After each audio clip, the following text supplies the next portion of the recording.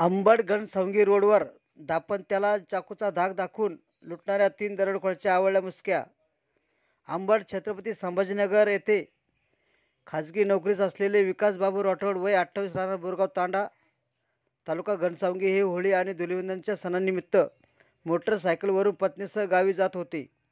काल बुधवारी रात्री 9:30च्या सुमारास अंबड ते घनसावंगी रोडवरील मोहपुरी फाट्याजवळ त्यांना मोटरसायकलवर आलेल्या 3 दरोडेखोरांनी अडवले.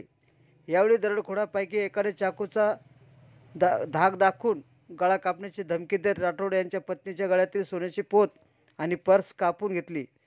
या प्रकरणी घनसावंगी पोलीस ठाण्यात अज्ञात आरोपीविरुद्ध भादवी 392 34 कलमान्वये गुन्हा दाखल करण्यात आला आणि सर्व पोलीस ठाण्याला वायरलेसवर माहिती देऊन सतर्क करण्यात आले होते.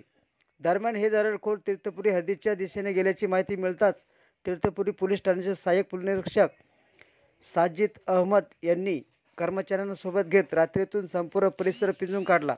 अवघ्या 4 तासातच या दरोडेखोरांच्या मुसक्या आवळून त्यांना घनसावंगी पोलीस ठाण्याच्या स्वाधीन केलं आहे. ताब्यात घेण्यात आलेल्या आरोपीची नावे गणेश विठ्ठल आहेर वय 21 राहणार भराडी तालुका अंबड, कासम खंबीर पठाण वय 27 राहणार सिद्धेश्वर पिंपळगाव तालुका घनसावंगी आणि संभाजी नाना नन्नावरे वय 21 राहणार रुई तालुका अंबड अशी आहेत. ही कामगिरी पोलीस अधीक्षक अजय कुमार बन्सल, अप्पर पोलीस अधीक्षक आयुष नवपानी, अंबडचे उपविभागीय पोलीस अधिकारी विशाल खांबे यांच्या मार्गदर्शनाखाली सहाय्यक पोलीस निरीक्षक साजिद अहमद, पोलीस अंमलदार नारायण माळी आणि राजू जाटे आदींनी केली आहे. धन्यवाद.